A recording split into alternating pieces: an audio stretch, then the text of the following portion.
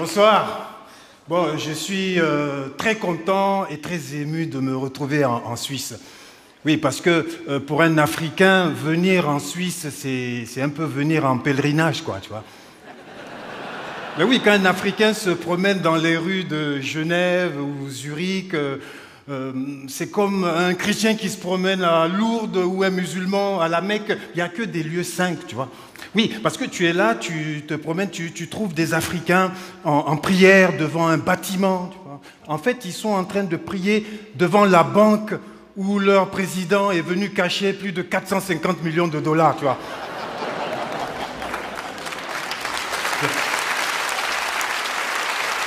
Et ils sont là, ils prient pour que par l'opération du Saint-Esprit, ces 450 millions d'euros retournent au pays, tu vois.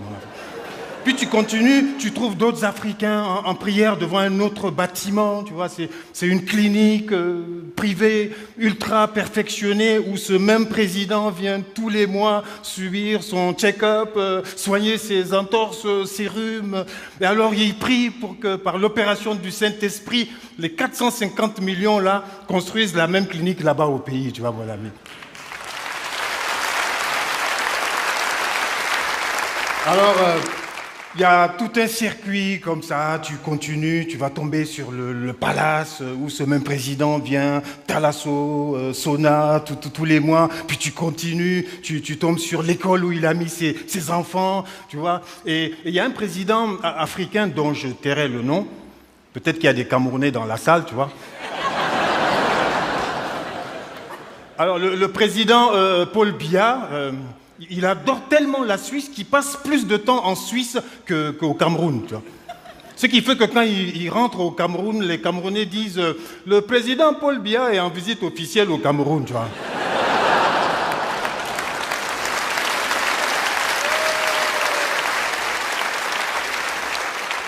Paul Biya, 30 ans qu'il est au pouvoir. Plus de 30 ans, mon ami. Tu vois. C'est normal qu'il en ait marre des Camerounais. Hein. 30 ans, même avec une femme, 30 ans de mariage, c'est trop. C'est normal que tu prennes une maîtresse. Hein. Oui, vous, les Suisses, vous êtes la maîtresse de Paul Biya, mes amis, tu vois. Et on dirait que cette fois-ci, la maîtresse a décidé de garder l'héritage, tu vois.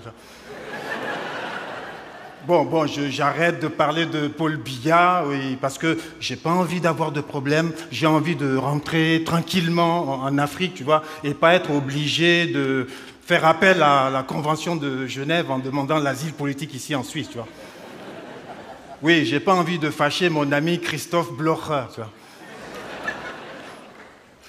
Alors, ce qui me fascine en Suisse, c'est que tu as trois catégories d'étrangers. Alors, tu as les joueurs de l'équipe de France, tous les champions de Formule 1, des chanteurs super connus. Eux, ils vivent ici parce qu'ils ont fui les impôts de leur pays. Et tu as tous ces présidents africains qui n'ont pas fui les impôts de leur pays. Non, ils ont fui avec les impôts de leur pays, tu vois.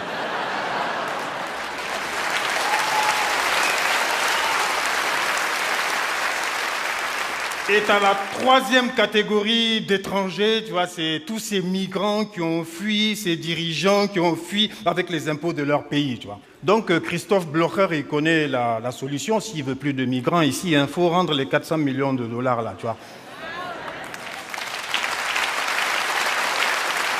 Ah, mon ami, j'adore la Suisse. Bon, alors, pour pas donc avoir de problème, pour ne plus citer de nom, pour ne pas fâcher mon ami Christophe Blocher, c'est pour ça que je ne dis plus que je suis représentant d'un pays ou de l'Afrique, mais représentant de la République très, très démocratique du Gondwana. C'est un pays imaginaire, mais qui existe bien, tu vois. Vous le connaissez, c'est un pays qui est situé très exactement au sud de l'Espagne et au nord de Johannesburg, tu vois. Oui, très exactement ici, tu vois. Vous voyez, je ne prends pas de risque, hein. Et à la tête de la République très, très démocratique du Gondwana, il y a notre leader bien aimé, son Excellence, président fondateur. Prénom, président, nom, fondateur. Ouais, je ne prends pas de risque, vous voyez. Le président fondateur, il est au pouvoir depuis toujours, jusqu'à fatiguer, comme on dit en Afrique, tu vois. Alors, président fondateur, c'est le spécialiste de la démocratie. Il a inventé toutes les techniques pour rester au pouvoir.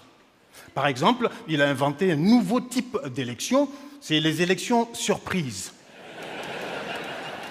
Oui, il appelle l'opposition pour leur donner la date des élections. Il leur dit « Eh, les élections, c'était hier, j'ai gagné. »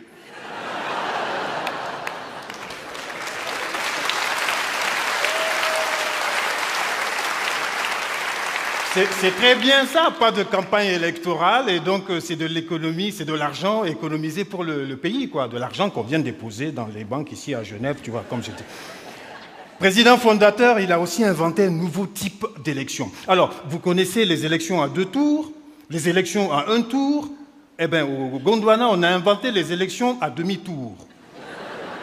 Oui, le jour de l'élection, tu as l'électeur de l'opposition qui se lève avec sa carte d'électeur pour aller voter. Et il tombe sur un policier qui lui dit « Hé, tu vas où comme ça? Tu sais pas que c'est les élections à demi-tour? Fais demi-tour, rentre chez toi. »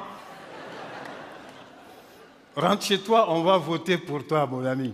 Alors, il y a aussi le fait qu'au Gondwana, les élections, c'est tellement un moment privilégié que c'est devenu un jour saint. C'est une fête religieuse, le jour des élections. C'est la fête de Pâques. Bon, à la fête de Pâques, vous le savez, il y a une tradition où les parents cachent des œufs dans le jardin pour que les enfants les trouvent. Au Gondwana, président fondateur fait la même chose. Il cache les bureaux de vote.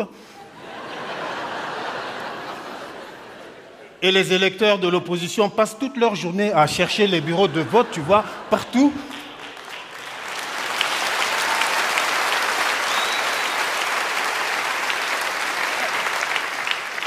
Et quand ils trouvent leur bureau de vote, il est minuit, 1 minute, c'est trop tard, tu vois.